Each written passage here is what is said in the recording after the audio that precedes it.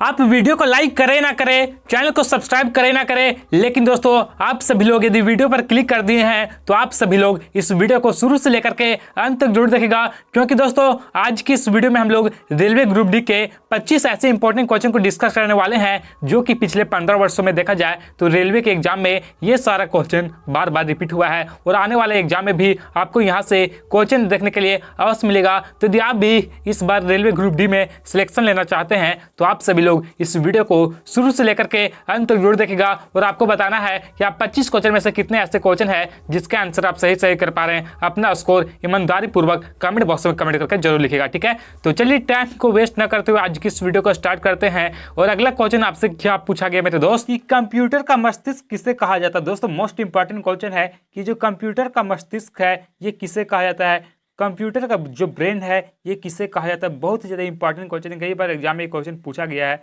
तो कंप्यूटर के मस्तिष्क की बात करें तो सीपीयू को जो है दोस्तों ये कंप्यूटर का मस्तिष्क कहा जाता है, यानी कि option number C right answer हो जाएगा। कंप्यूटर का मस्तिष्क यानी कि सीपीयू को कहा जाता है और सीपीयू का फुल फॉर्म क्या होता है तो सेंट्रल प्रोसेसिंग यूनिट, ठीक है। ये भी आपको याद रखना है कि सीपीयू का पूरा नाम क्या है तो सेंट्रल प्रोसेसिंग यूनिट, ठीक है। कंप्यूटर का जो नर्व सेंटर है ये किसे कहा जाता है तो कंट्रोल यूनिट को कहा जाता है, ठीक है। कंप्यूटर का नर्व सेंटर किसे कहा जाता है तो कंट्रोल यूनिट को कहा जाता है। और कंप्यूटर का जनक किसे कहा जाता है तो चार्ल्स बेबेज। जी हाँ दोस्तों, चार्ल्स बेबेज को कंप्यूटर का जनक कहा जाता है, ये आपको याद रखना है, बहुत ही ज्यादा इंपॉर्टेंट क्वेश्चन है।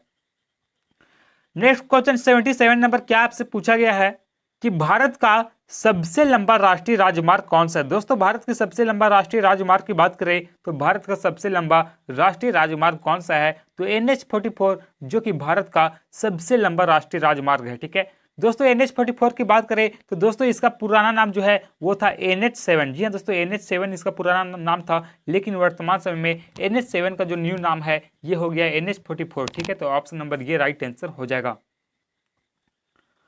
वर्तमान समय में भारत का सबसे लंबा राष्ट्रीय राजमार्ग NH44 है। जी हाँ दोस्तों, वर्तमान समय में बात करें तो जो सबसे लंबा राष्ट्रीय राजमार्ग है ये NH44 है। इस हाईवे का पुराना नाम मैंने आपको बताया कि NH7 था और यह राजमार्ग जम्मू कश्मीर के श्रीनगर से शुरू होकर के दक्षिण भारत के कन्याकुमारी तक जाता है। यानी दोस्तों जम्मू कश्मीर से शुरू होता है, जम्मू कश्मीर के ये जो श्रीनगर है वहां से इसका स्टार्टिंग होता है और ये कहाँ तक जाता है तो कन्याकुमारी तक जाता है, ठीक है। और इसकी टोटल लंबाई की बात करें तो टोटल लंबाई कितनी है तो 3745 किलोमीटर, यानी कि 3745 किलोमीटर NH44 की लंबाई है, ठीक है। तो ये भी आपको याद रखना है। नेक्स्ट क्वेश्चन 78 नंबर है कि निम्नलिखित में से कौन सा अम्ल पेट के जीवाणुओं का नाश करता है। दोस्तों इनमें से कौन सा अम्ल है जो कि पेट के जीवाणुओं को नाश कर देता है। तो देखिए जो पेट के जीवाणुओं का नाश करने वाला अम्ल है ये कौन सा अम्ल है तो हाइड्रोक्लोरिक अम्ल, यानी कि HCl जो कि पेट के जीवाणुओं को नाश कर देता है। Option number B right answer हो जाएगा।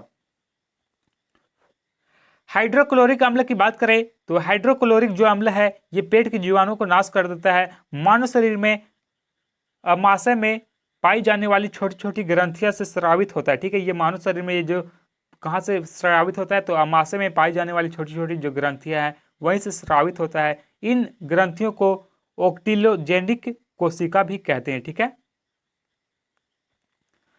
अगला क्वेश्चन 79 नंबर है कि प्रकाश संश्लेषण के दौरान प्रकाश ऊर्जा किस ऊर्जा में रूपांतरित होता है। दोस्तों प्रकाश संश्लेषण के दौरान देखा जाए तो ये जो प्रकाश ऊर्जा है ये किस ऊर्जा के रूप में रूपांतरित हो जाता है तो ये हो जाता है रासायनिक ऊर्जा के रूप में, यानी कि ऑप्शन नंबर बी लॉक हो जाएगा। दोस्तों यहाँ पे जितने भी क्वेश्चन बताए जा रहे हैं ये सभी क्वेश्चन किसी न किसी एग्जाम में पूछा गया है, इसलिए आपसे मेरा एक ही रिक्वेस्ट रहेगा कि आप इस वीडियो को शुरू से लेकर के अंत तक जरूर देखेगा, ठीक है, क्योंकि सारे क्वेश्चन इंपॉर्टेंट और सिलेक्टेड हैं।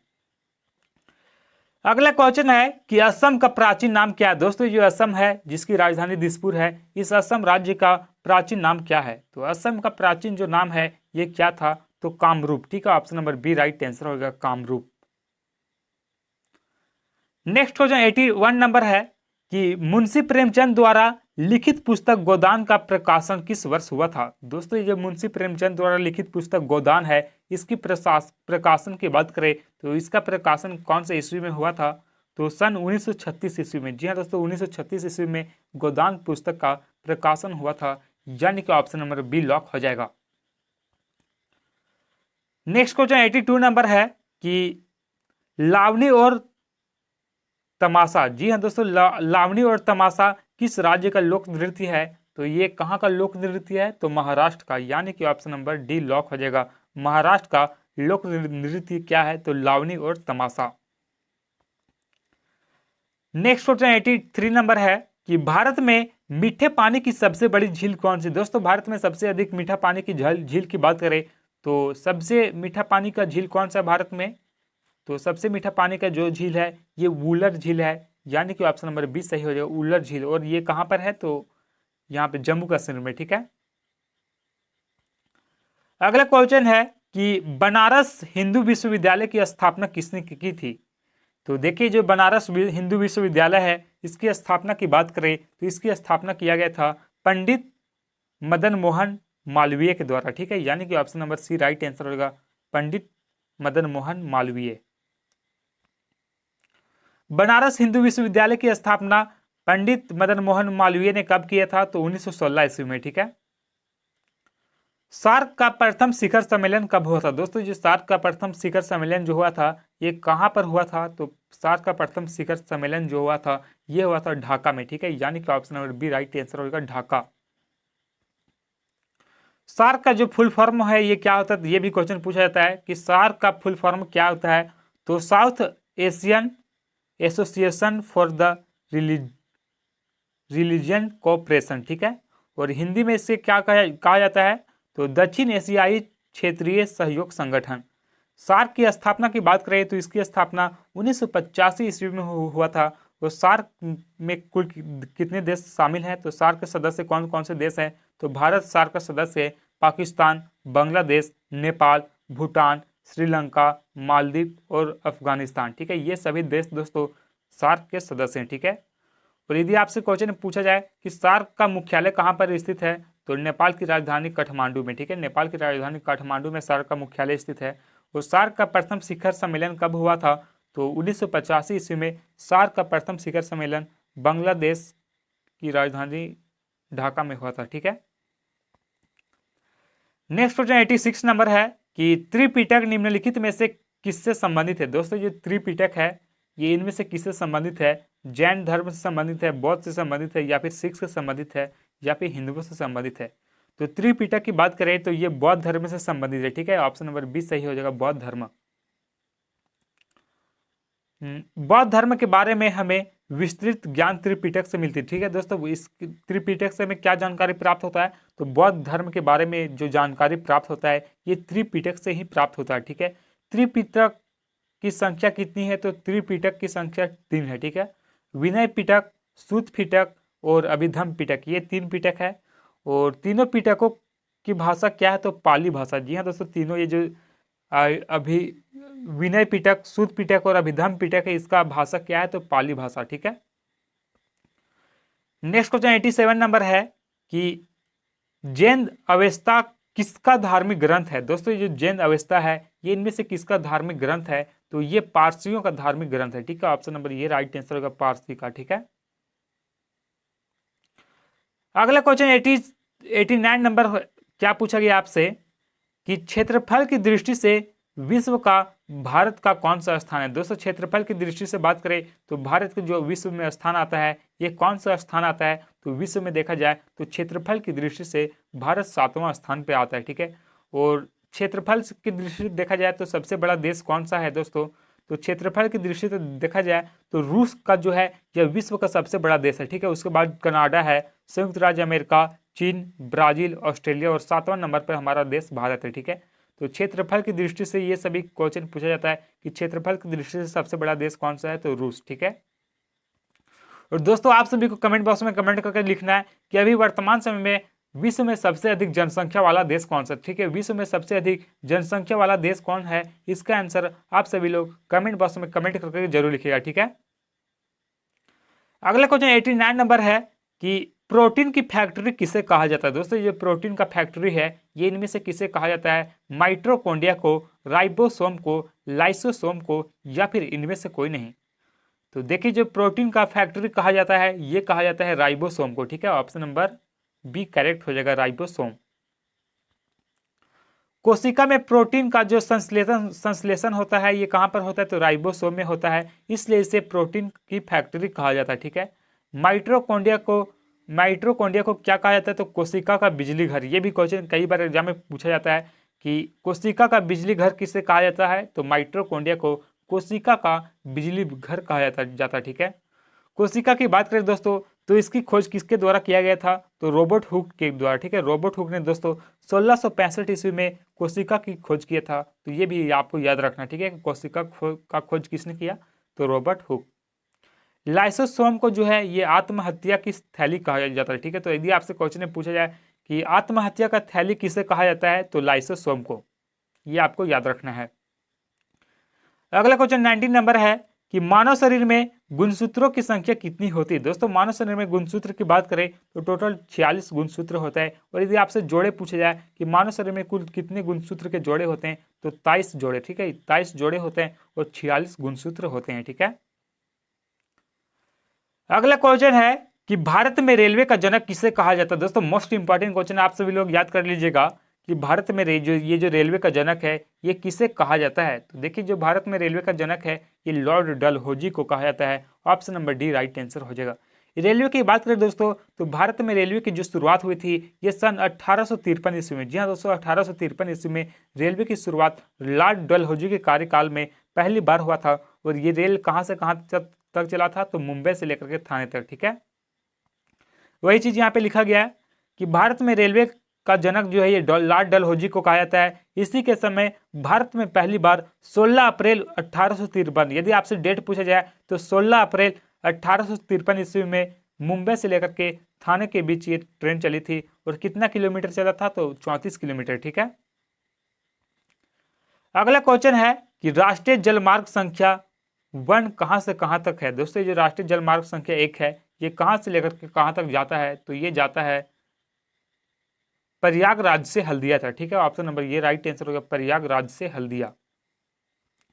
और देखिए जो राष्ट्रीय राजमार्ग संख्या 1 जो है जो कि प्रयागराज से हल्दिया तक जाता है, और यह जलमार्ग जो है ये गंगा नदी, भागीरथी नदी और हुगली नदी तंत्र पर स्थित है। ठीक है, और इस जलमार्ग पर स्थित प्रमुख शहर कौन कौन से हैं, तो इलाहाबाद जिसका नया नाम जो है जो कि प्रयागराज हो गया है, वाराणसी, मुगल सराय, बक्सर, आरा, पटना, मुंगेर, भागलपुर, फरक्का, कोलकाता और हल्दिया, ये जो शहर है दोस्तों ये राष्ट्रीय जलमार्ग संख्या 1 पर स्थित है। ठीक है, अगला क्वेश्चन 93 में क्या पूछा गया है कि किसी हवाई जहाज की ऊंचाई मापने के लिए किस उपकरण का प्रयोग किया जाता है। दोस्तों यदि आपको हवाई जहाज की ऊंचाई मापना है किसी भी हवाई जहाज का, तो उसके लिए इनमें से कौन सा मीटर का उपयोग किया जाता है, अल्टीमीटर, बैरोमीटर या फिर एमिनोमीटर।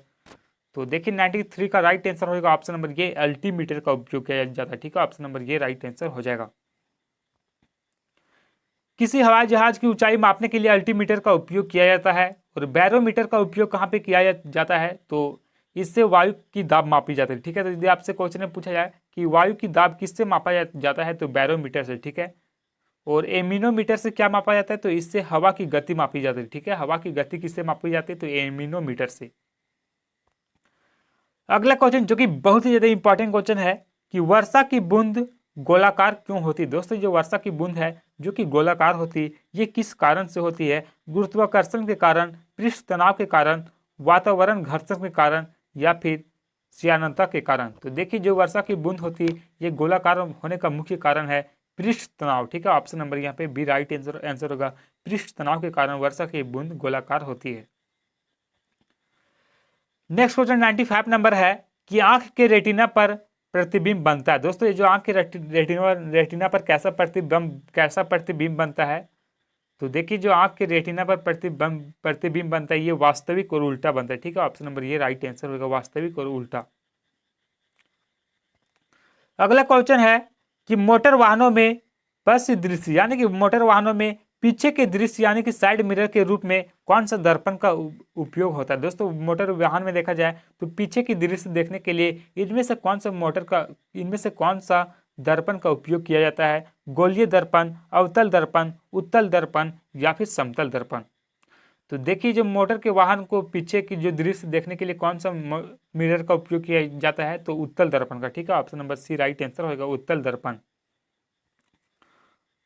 और देखिए यहाँ जो आंख, कान एवं नाक और दांत के डॉक्टर के द्वारा गाड़ी के हेडलाइट, सोलर कुकर और दाढ़ी बनाने में अवतल दर्पण का उपयोग किया जाता है। ठीक है, ये जो अवतल दर्पण का उपयोग कहाँ कहाँ पे किया जाता है, तो आंख, कान, नाक, दांत के डॉक्टर के पास। ठीक है, यहाँ पे जो किया जाता है उपयोग, ये अवतल दर्पण रहता है। ठीक है, तो गाड़ी का हेडलाइट में भी जो दर्पण रहता है ये भी अवतल दर्पण रहता है, सोलर कुकर में भी अवतल दर्पण रहता है और दाढ़ी बनाने में भी अवतल दर्पण का उपयोग किया जाता है।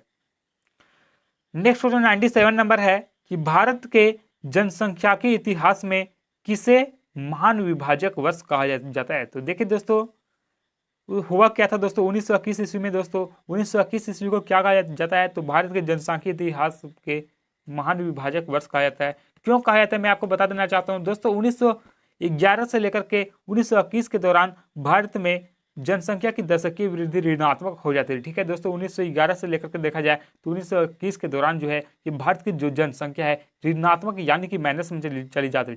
ठीक है, कितना माइनस में चली जाती है, तो माइनस 0.31% हो गई थी। ठीक है, जिसके परिणाम स्वरूप इस दशक में भारत की जनसंख्या में लगभग 77 लाख की कमी आई थी। यानी दोस्तों भारत की जनसंख्या में देखा जाए तो लगभग 77 लाख की कमी आई थी। ठीक है, इसलिए 1921 ईस्वी को महान विभाजक की संज्ञा दी जाती है। अगला क्वेश्चन 98 नंबर है कि नागालैंड की राजकीय भाषा क्या है। दोस्तों जो नागालैंड है यहाँ की राजकीय भाषा क्या है, तो अंग्रेजी यहाँ की राजकीय भाषा है। ठीक है, अंग्रेजी। अगला क्वेश्चन है कि राणा टिग्रिना किसका वैज्ञानिक नाम है। तो देखिए जो राणा टिग्रिना है ये मेढक का वैज्ञानिक नाम है, यानी कि ऑप्शन नंबर ये राइट आंसर हो जाएगा, मेढक। अगला क्वेश्चन है कि मालगुडी डेज पुस्तक के लेखक कौन है। ये जो मालगुडी डेज पुस्तक है इसके लेखक की बात करें तो इसके लेखक कौन है, तो इस पुस्तक के लेखक है आर.के. नारायण। जी हाँ दोस्तों, आर.के. नारायण इस पुस्तक के लेखक है, यानी कि option number C right answer हो जाएगा। तो दोस्तों आज के इस वीडियो में बस इतना ही। और यदि आप इसी तरह और भी जब जीके जीएस के इंपॉर्टेंट क्वेश्चन देखना चाहते, जानना चाहते, तो दोस्तों पार्ट 1 और 2 और 3 का लिंक मैं इस वीडियो के डिस्क्रिप्शन बॉक्स में दे दिया हूँ। प्लीज़ आप उस वीडियो को देख ले, क्योंकि दोस्तों उन सभी वीडियो में भी बहुत सारे इंपॉर्टेंट क्वेश्चन को कवर कराए गए जो कि एग्जामों में बार बार पूछे गए और बार बार पूछे जा रहे। ठीक है, तो इसी तरह और भी यदि आप इंपॉर्टेंट क्वेश्चन जानना चाहते हैं तो आप इस चैनल को सब्सक्राइब कर ले, क्योंकि दोस्तों इस चैनल के माध्यम से मैं सिर्फ उन्हीं सभी क्वेश्चन को कवर कराता हूं जो कि एग्जामों में बार बार पूछे जाते हैं। तो जिन लोगों ने चैनल को सब्सक्राइब कर लिया उन लोगों को बहुत बहुत धन्यवाद, और जिन लोगों ने चैनल को सब्सक्राइब नहीं किया प्लीज़ चैनल को सब्सक्राइब कर ले। फिर से हम लोग मिलेंगे नेक्स्ट वीडियो में, तब तक के लिए जय हिंद, जय भारत।